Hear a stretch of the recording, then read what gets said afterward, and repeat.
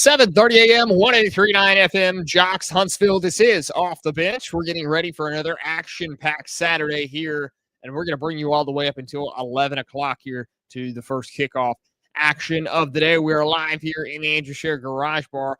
No Richie to this moment. We're still seeing what's happening with that, but we do have Pop sitting over here to my left. Sorry, guys, you get me this morning. He's co-hosting the show as well as directing it today. We got Walker back at the studio holding down the fort for us. So we can be comfortable in the Andrew Share Garage Bar today. But, man, do we have an action-packed Saturday. Of course, all the games going on.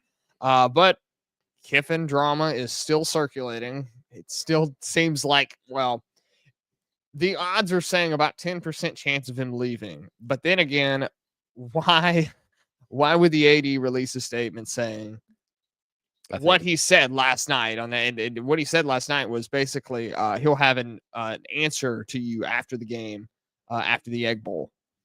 Kels, for me, this is getting just really old. I mean, every year, regardless of what Ole Miss's record is, they seem to be right there. Kiffin's name surges, amongst the coaching cycles. But, I mean, just think about how long this Kiffin saga has actually been going on. Well, last couple of years, since Saban retired, because Kiffin was mentioned to go to Alabama. I mean, it's long before that. I mean, Lane Kiffin to Tennessee, Lane Kiffin to USC, Lane Kiffin to Alabama, Ole Miss, LSU. Everybody wants him some Lane Kiffin. And, man, you know who's loving all of this? Lane Kiffin. Oh, of course. I mean, it's his job, and it's his it's in a way his agent is doing his job right now. He is pushing his name out there. Same thing with Kalen DeBoer stuff right now with Penn State.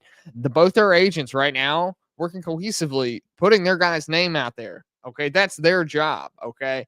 Now, last night it was reported by Chris Lowe at On3 Sports. He did squash the rumors about DeBoer in Washington. So it's been in a state of way where they've been going. He's been on the hot board for Penn State to be hired as their next head coach. Okay, the agent let the news get out there just enough to push the narrative. Okay, and possibly get DeBoer paid.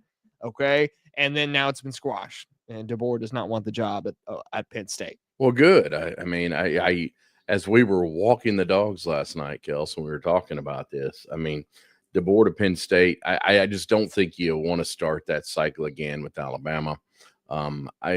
As much as you want to say about his record at Alabama, I mean, last year he lost 4 games. This year he's lost 2. Okay. Well, that's a good thing. When your coach is wanted, that is a good thing. And let's break down the facts for Penn State here on why they would want DeBoer. Why is he number 1 on there, right? It's a sense of, DeBoer came to town in Tuscaloosa. He has taken over after the greatest coach of all time and done it very successfully. Okay, rather what you think the majority of Alabama fans are saying. That's not really the majority. That's the minority of Alabama fans saying that this guy's horrible, get him out of town, I don't want him. The majority of your fans are saying, okay, it's been a successful run with DeBoer so far, that he went through a stretch, won 4 straight ranked games in a row. Okay, Penn State can't win the big one. Well, guess what? DeBoer may be losing some big ones, but he's still winning them. He's still winning a lot of them. I was at the game last week in Oklahoma. I mean, at versus Oklahoma. Yeah. The intensity that DeBoer has when he's in the room. We just happened to be at the hotel where Bama stays the night prior to the games. It's called the Capstone. And to watch those players and watch the intensity. Okay. Bama just had an untimely turnovers. Ty Simpson not playing his best ball. They still put up over 400 yards of offense, held Oklahoma to less than right at 200 yards of their offense. But the turnovers hurt, okay? But the intensity that DeBoer brings to the team is unmatched. I'm telling you that right now. When he's running out on the field and hitting the goalpost pads and psyching up his team, it would blow your mind how locked in that team was last Saturday. But, hey, they lost the game. Oklahoma got the win. Bama's got to face the repercussions of that. And, but DeBoer to anywhere, I think it's kind of silly talk right now. It's just this ongoing media appease, so they like to keep all these high name coaches out there, their names in the headlines. DeBoer's at Alabama, and he's going to stay at Alabama. No, I think I'm with you. I mean, I don't think there's a specific reason to pack up his bags, restart at Penn State. Okay, I get it. Big Ten, it's not going to be as hard of a conference. Whatever people may want to think, you have 2, maybe 3 games a year. Yeah. If you even play those teams that year, that you'll have an issue with. Okay. So yeah, there's that incentive. You're going to play in an easier conference, and that's just how it is. It's a very, very top heavy conference within the Big Ten.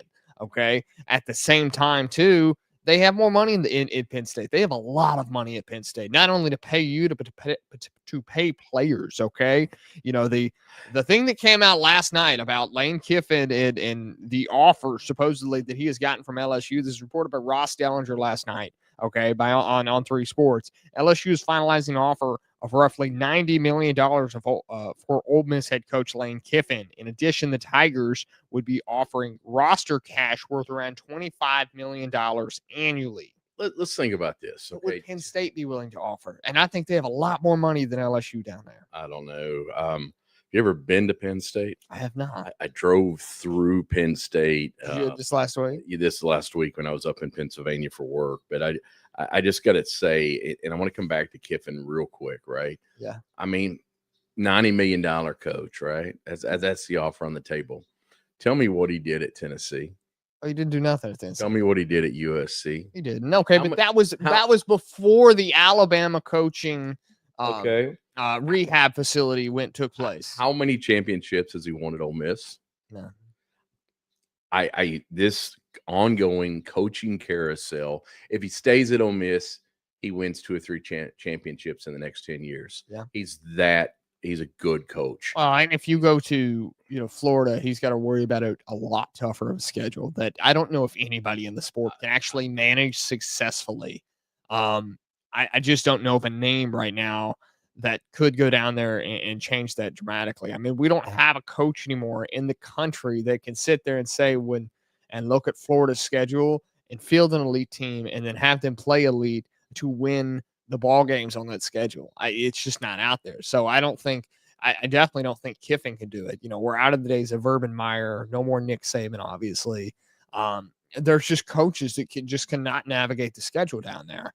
LSU, I don't think the schedule as much impacts as you're looking at it at Florida, but LSU, I mean, it's going to be a rough place to play no matter what. And you really have to have things in line at LSU, because if you do not, you might be out the woodshed right there. Yeah, I just, I think about all the things that will happen if Kiffin does leave Ole Miss. I think you said there's a, quote, betting 10% chance, after the release from the athletic director. I definitely think he's gone. We'll see what happens with the Egg Bowl game. I did like the presser that he had with his running back in the background, and he just said, hey, let's go have some fun.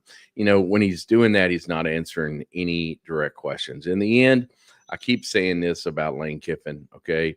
He's a great coach. He's a great offensive mind. If he's got money behind him, sure, anybody can win championships when you can pay the top 20 players in the country to come. And that's the sport now. I mean, I 100% agree. Yeah. No question about it. But in the end, who wins in all of this? It doesn't matter whether he goes to LSU, Florida, stays at Ole Miss. He's going to get a raise at Ole Miss. Okay. But I'm going to sort of silently giggle when Mississippi State finally wins a game this year. And it's next week in the Egg Bowl. It's really going to be a sore sight to see, especially for Ole Miss and their fans. If they go into the Egg Bowl, lose that game, and then you have to expect Kiffin to talk about his future after a loss in a rivalry game. That, if he loses that game now, then he's on the cusp of possibly not making the playoff. Okay, which puts even more incentive of, we need an answer right this second. Yeah, they lose that game. I don't think there's a question about he's gone. Yeah. Or, there's 2 ways: glass half full, glass half empty. If they lose that ball game, Kiffin can really show what kind of person he is by sticking around at Ole Miss and saying, you know what, I'm not going to abandon these kids. I'm not going to abandon this program. But in the end, you know what?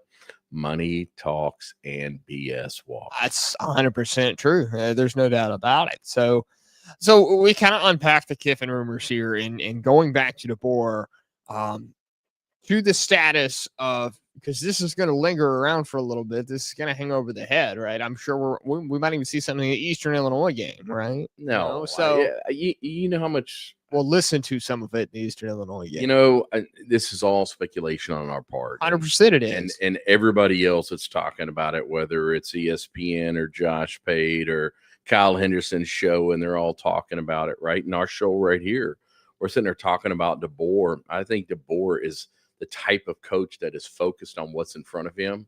Okay, he does not have the personality of Lane Kiffin. Right now, DeBoer is focused on Eastern Illinois, 1 week at a time, and then you go down to Auburn and go down to Jordan Hare and play the game that is. And by doing that, Alabama controls its destiny. But if he starts getting off kilter and throwing curveballs with coaching and everything else, he's been at Bama for 2 years, guys. He's going to stick around at Bama. Penn State can throw the money at him. Sure, they might throw the money at him, but I think at one point I heard rumors earlier this year, Florida at DeBoer, Virginia Tech at DeBoer, the Alabama school for the blind and whatever at DeBoer. Okay, everybody wants a piece of that, but I think he sticks around. He's going to show his commitment, and he's not going to Macy's to buy a new color tie.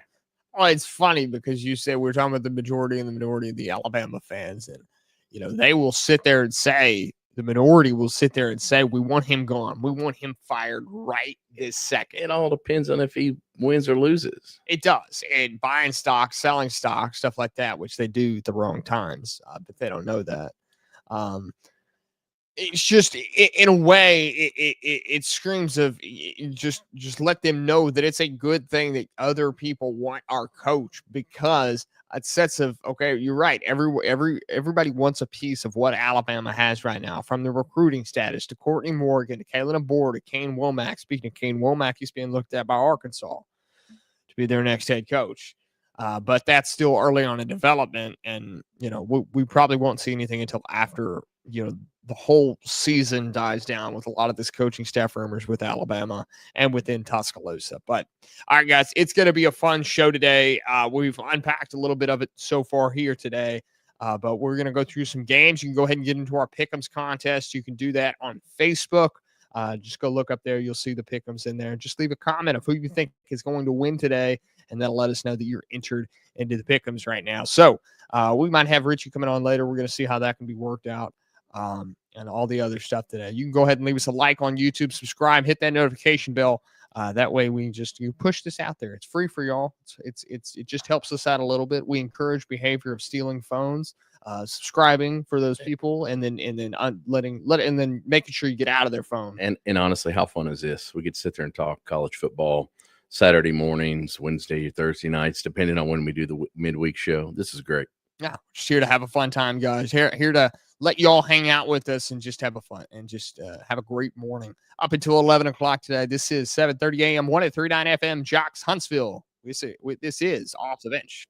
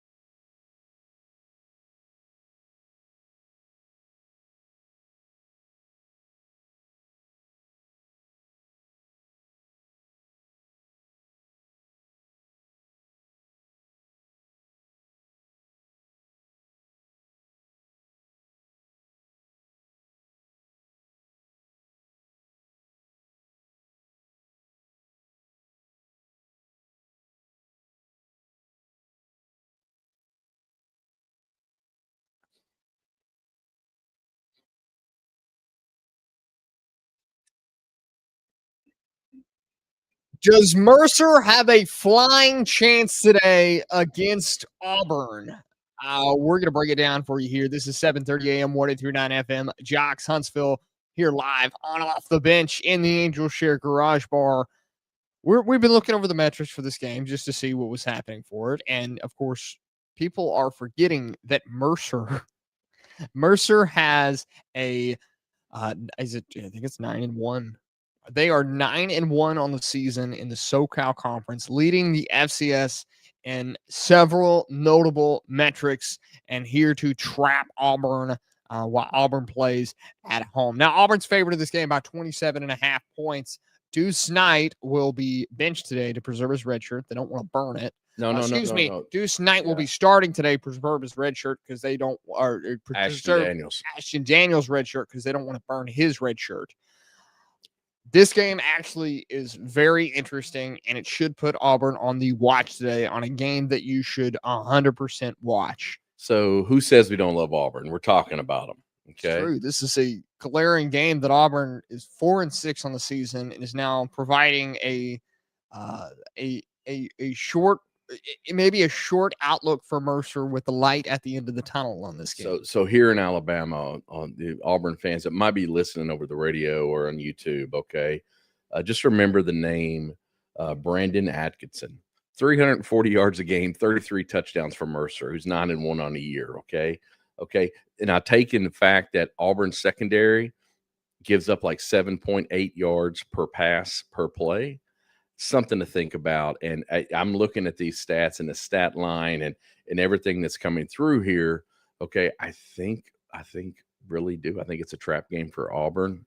I don't know. Maybe those Jordan Hare antics will come to play here and save it before Alabama comes to Jordan Hare next week. Hey, Mercer is number 1 in yards per play among FCS teams with 518.5 yards per game. They also rank number 1 in yards per play, okay, with 7.17 yards per play. This is leading all FCS teams. Mercer is no joke in a dogfight in this one.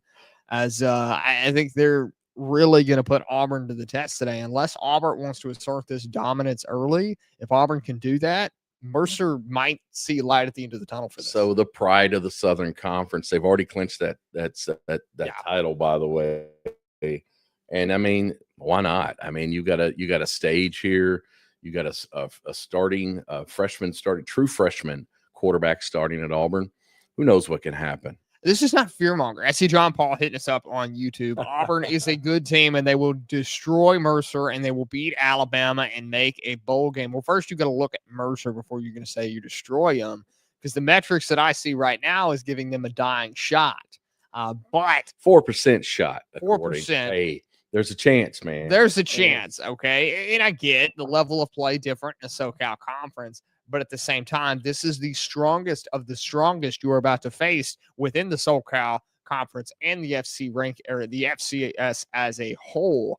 Auburn, just look out today, okay? You're starting Deuce Knight, 5-star freshman. He doesn't have a lot of game experience, and you're about to go play the best team in the FCS. So there's nothing to look at that's short of, just don't look past this Mercer team. Well, what you got to look at, I think, look at Auburn's running game.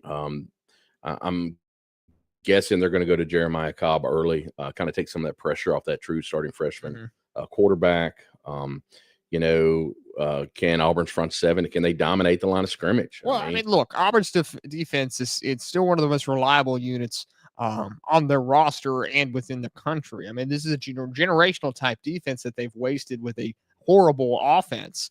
There's inconsistency all over the ground on Auburn, right? Man, where's the love for Auburn? I was trying to give them some love. We're spending a whole I understand that, but we got to give them some love, but at the same time criticize them. We can't do some too much there. But Mercer has some strengths, and they're going to lean on it today. So it's going to be Auburn's really good defense versus an elite offense in FCS metrics for Mercer.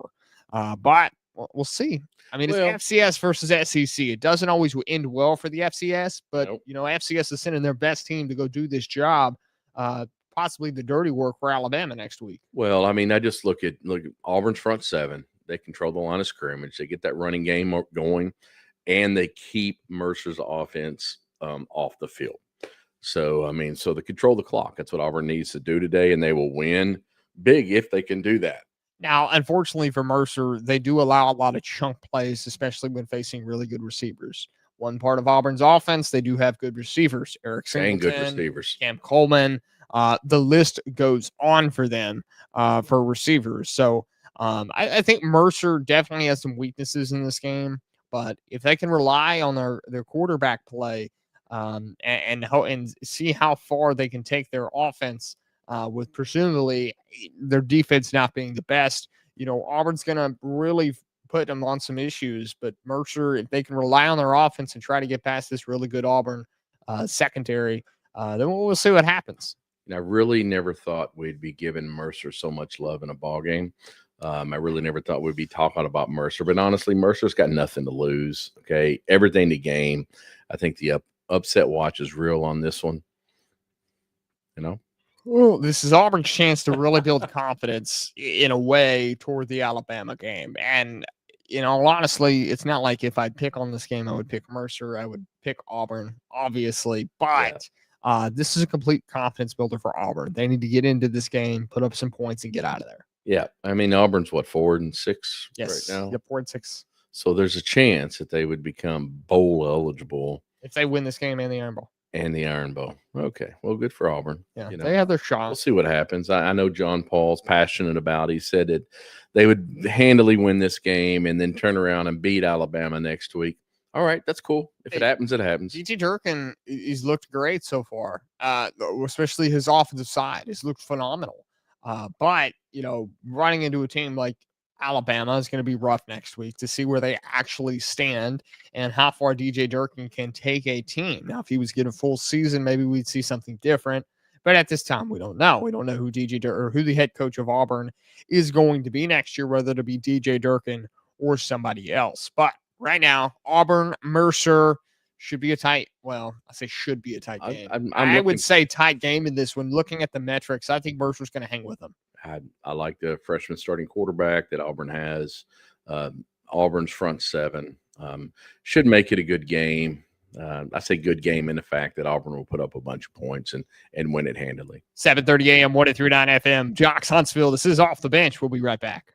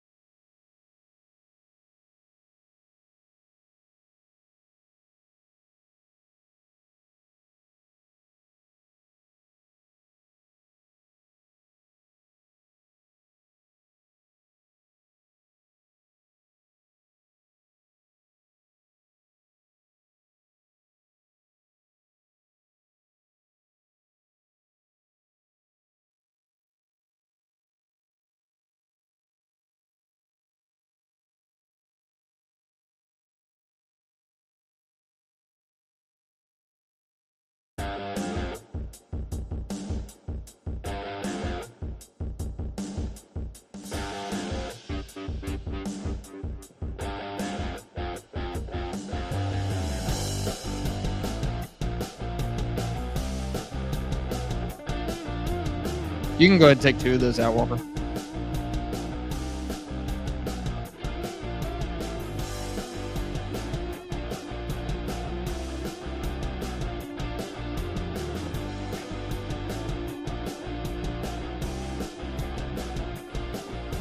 I got you, Walker.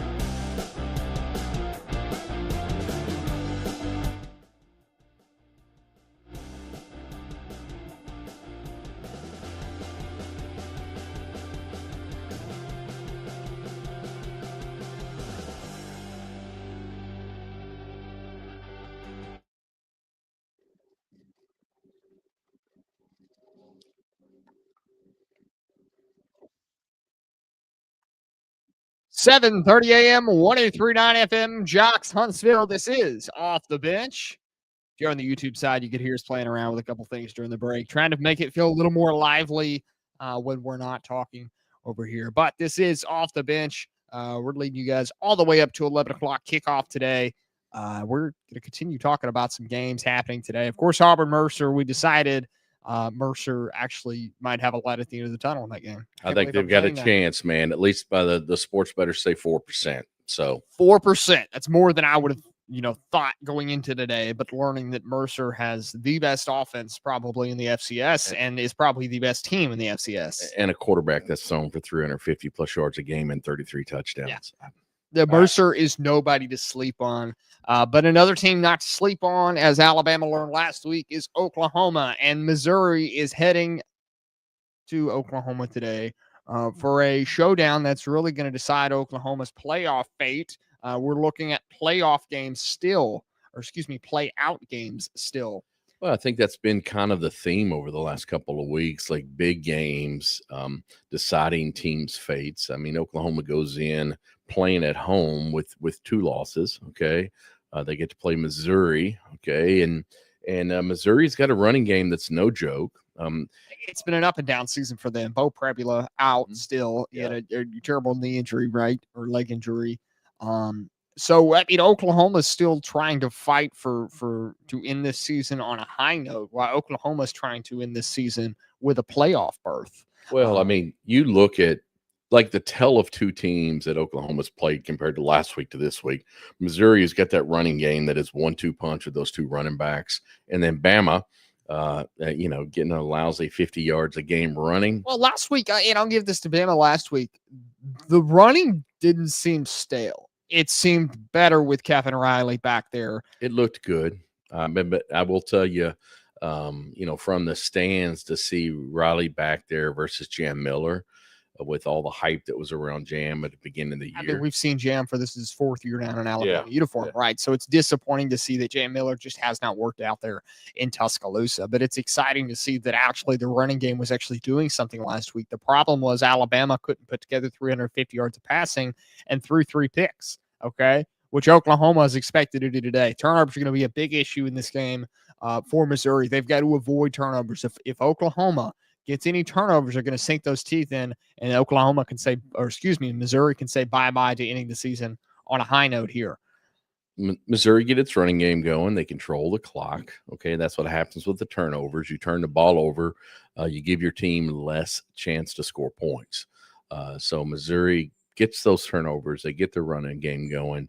They beat Oklahoma on the road.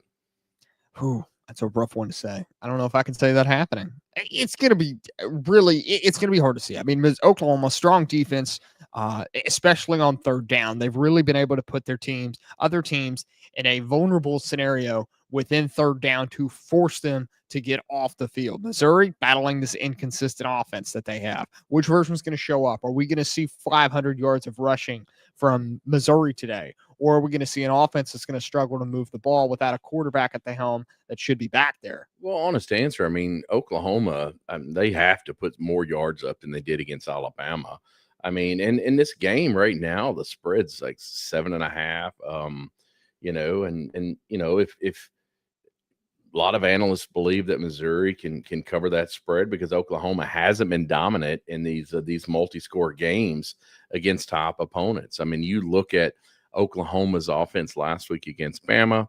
Bama, they scored 17 points off 3 Bama turnovers. Okay.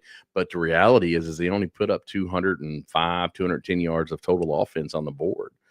So that spoke to Bama's defense, but Oklahoma's offense can take advantage of turnovers. They're favored by 7.5. Should they win the ball game? They should win that ball game at home.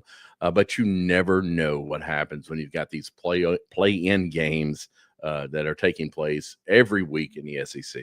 Yeah, I mean, it really has been with how competitive the SEC has been this year. Now, one thing Missouri really needs to focus on is finishing out the red zone opportunities because Oklahoma, they're top tier nationally in red zone defense. Shoot, their run stop defense. I mean, that's what's so great about this football game.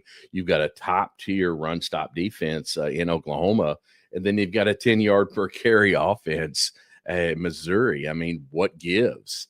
Can Missouri's front linemen, continue to push that ball down the throats of Oklahoma's top defense? So it should be a good game to watch. It could be one of those games that's like, 10-3. Yeah, this one's – I don't see this one going down with a complete, throw after throw, no defense played. I think this is going to be a really close game down the stretch. I'm with you. I mean, this could be a 10-3 game down the stretch. This could be a 7, 10, 13-10, whatever you have it, right? This is going to be a close game down the stretch that I think is really going to be checked by momentum a lot of ways. Yeah.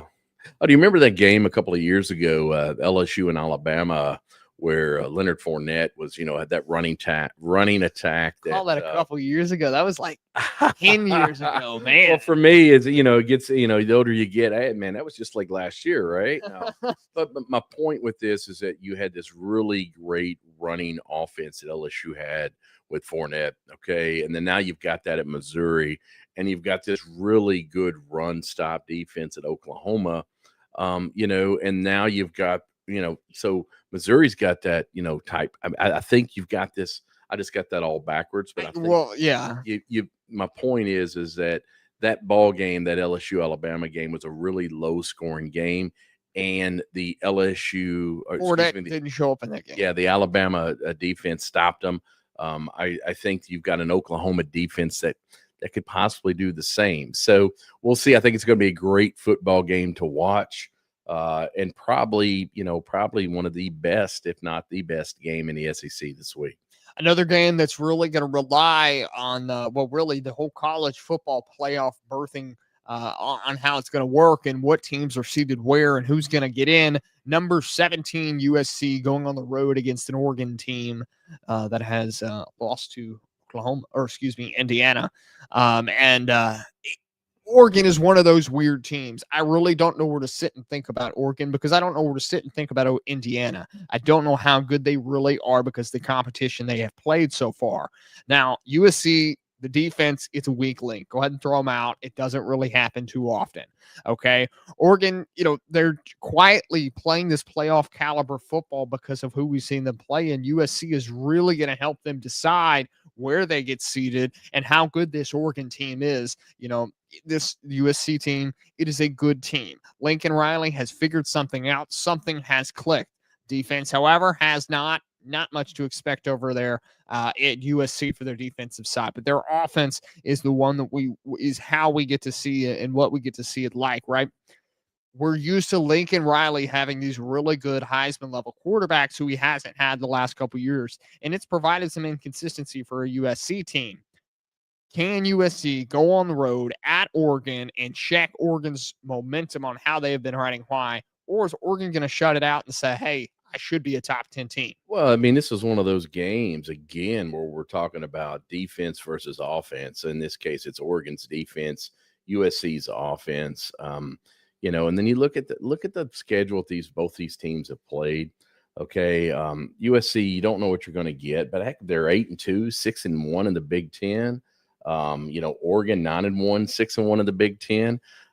Great game to have on a Saturday morning late in November as we're looking at those playoff implications. Weird to think it's November as we're sitting out here and it's probably 70 degrees sitting out here in the Industry Garage Bar. Yeah, I'm sitting there in a Hawaiian shirt. I know we showed up this morning in hoodies, yeah, and it did not last too long. No, not at all. Bright and sunny day here in Huntsville, and it looks like it's going to be a pretty day outside. But back to football this morning. Weirdly seeing this game all the way. It's weird to say it's already November and we're seeing this type of football being played because right now Oregon's whole playoff hopes and USC to a point, it's going to take a lot for USC to get in there, but a win against Oregon would start that today. Well, I mean, I think that, Oregon 9-1, I think they're kind of a lock. They blow this game today at home, even though it's a ranked team. Sure. I mean, there's going to be some question marks. Maybe they get on that playoff bubble, that 10 or 11 mark on the rank wise goes. But, for Oregon, they're at home. They had the big game day crowd this morning. McAfee was doing his thing. Lot of great energy there in Eugene. But I think Oregon gets it done at home. Again, offense versus defense, going to be a good game. Just like the last game we just talked about, this is going to be definitely offenses versus defense. Could be, again, one of the better games of the day. Hey, I mean, this is a Caleb Williams style offense. USC is still running. Lincoln Riley, we kind of know what we're going to get from them. A very spread, air raid type action from USC, but they're playing against Oregon's physical secondary. Which is always tough to come by and really hard to get past. USC's defense, they're going to be trying to contain a very explosive Oregon running game. So there's definitely some fight on fight here in this game. And it should be a fun one to watch, like you were saying, a great late November action here on this fine Saturday. But what's going to decide it? I think the tempo and physicality from Oregon is really going to get to USC at the end of this one. Yeah, Oregon's defense gets its toughest game of the year. But, right now it's a 10.5 point spread. USC's offense is built on those explosive plays. So we'll see what happens with Oregon's defense, but I think Oregon gets it done in Eugene with that big game day crowd. It's going to be a good one to watch. USC is going to have to finish their drives, get some touchdowns today. They cannot rely on field goals in this game. 7:30 a.m., 103.9 FM, Jocks Huntsville. This is Off the Bench. We're going to take a quick break, and we'll be right back with Richie on the other.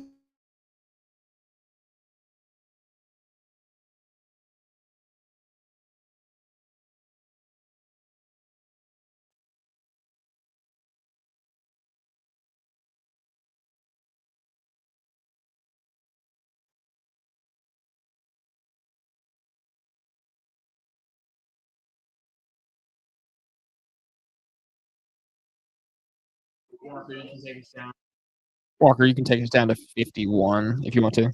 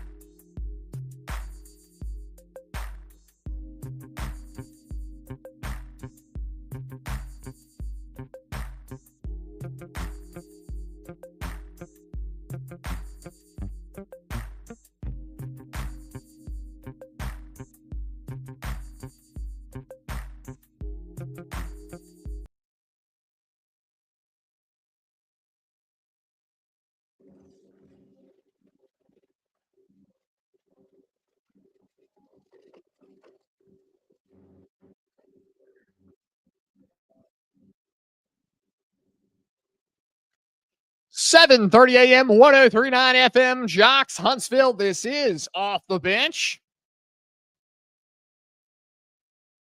Getting ready for another action-packed Saturday, leading to the college football playoff. We'll be here with you until 11 a.m. today for the first kickoff of the day. Speaking of kickoffs, we've got some news on Missouri quarterback Bo Prebula. He is starting today for Missouri against Oklahoma. This changes everything for that game and really, really puts a big emphasis on this game leading into the college football playoff to see if they can break some Oklahoma hearts, which as an Alabama fan would love to see, but at the same time, it should not happen. We should not be going for that. So, I mean, but how long's it been since he's been on the field? It's been a while. I mean, this is going to be like returning to John Mateer for Oklahoma, right? It might take a little bit to ramp up, but as of right now, we do know he's playing. Richie Jones joining us on the line, co-host Richie. He is away today, but he has joined us. Richie, how's it going over there? Richie, do you hear us? Okay, it seems like we are having some issues with Richie where he cannot hear us. We might have to go back to that. I do not know why he is not working. All right, Richie, we're going to try to get back to this here at the top of the hour and figure out what is going on. Only have 7 minutes till we break, so we'll explore that here at the top of the hour and figure that out. We do not know why we can't hear. Oh, he can hear us, but we cannot hear you is the issue. We cannot hear him at the moment. All right, try again at the top of the hour. Okay, so Missouri quarterback. Prebula being in this game really does change everything. It gives some consistency back to that Oklahoma offense, or excuse me, that Missouri offense that they have been missing. So to add Prebula at the same time with those two running backs they had, led by Ahmad Hardy, it's going to be an interesting matchup to see. And I think I may like Missouri in this matchup just a little bit more, maybe enough for me to pick them later. Well, I mean, I just maybe enough for you to pick them. I'm doing my dangest. So it says he is on track to return and start for Missouri against Oklahoma today. So, I mean, that's after. How do you get back on track after you dislocate an ankle? I mean, it's a lot of walking stuff. I mean, he's obviously been cleared. I don't think he's practiced yet. The staff has cleared him to start in this game. But I think this is less of a deal of an injury than what Mateer had. I mean, Mateer came back with stitches in his hands. Yeah. Right. So, and it was his throwing hand to top it all off. So he was having issues throwing the ball. I'm sure there's been some balance drills, some stuff to work on his ankle, trying to figure all that out. But it's been good. According to Eli Drinkwitz, Prebula is currently walking through his rehab process with the oversight of the doctors, training staff, and we're going through a protocol. He has been allowed to practice with certain limitations, which is why he appeared in the SEC availability report last week. It's why you saw him on Saturday in pregame warmups. We will see how he progresses this week, and you'll be updated on the SEC media report. Now, this is obviously before they announced he was coming back today, but he is starting in this game. So here's what makes the difference. I mean, prior to his injury, he was, almost 70% passing for the year, almost 1,700 yards, 11 touchdowns. And 5 rushing touchdowns. That's what the difference in a starting quarterback is when you bring a starting quarterback back. Will it make that much of a difference in today's game? Sure. I mean, the pressure shifts from that Missouri running game needing to be on point, where Oklahoma has that stifling defense against the running game, and now Oklahoma has to pay attention to the passing game. It changes the defensive game plan up almost completely, but with Venables being a defensive-minded head coach, I think it helps Oklahoma too in that regard of, okay, we have the maybe we have the consistency, or we have the the mind status to go ahead and change it up. Well, I mean, look what even as bad as game as Alabama played against Oklahoma last week, Oklahoma's defense still gave up over 400 yards of offense. Okay, now you add a good quarterback in Missouri, starting quarterback coming back. Just something. It's a 1-2 punch. I mean, Last week, Oklahoma didn't get that. They didn't get the running game from Alabama. All they had to do is sit back and watch a passing game, and they gave up 400 yards still. Now you've got a good quarterback that can throw the ball downfield. You got some play action that you can do off that Missouri running game. This one's going to be a fun one to watch. I know this is a game I'll be watching today. Yeah, this one might be the game breaker of the day for me. For wanting to watch and just getting that competitive play, that itch that you want to scratch. That is this game, and that's what this game is going to be. I have no doubt about that. 7:30 a.m., 103.9 FM, Jocks Hunts Fun. We get a little bit till we take a break here, but we are about to. But we want to say thank you to the YouTube side as we are getting in the stream right now, and we'll be back with you guys for the midweek update. Going into seeing what happens after these games. We'll react to it on either Wednesday or Thursday this week. But thank you guys. We're going to ask you guys to like, subscribe, and turn on the notification bell so you know when we post or go live. We're going to thank you guys so much in this endeavor that we have been on. This is 7:30 a.m., 103.9 FM, Jocks Huntsville. This is Off the Bench. We'll be back.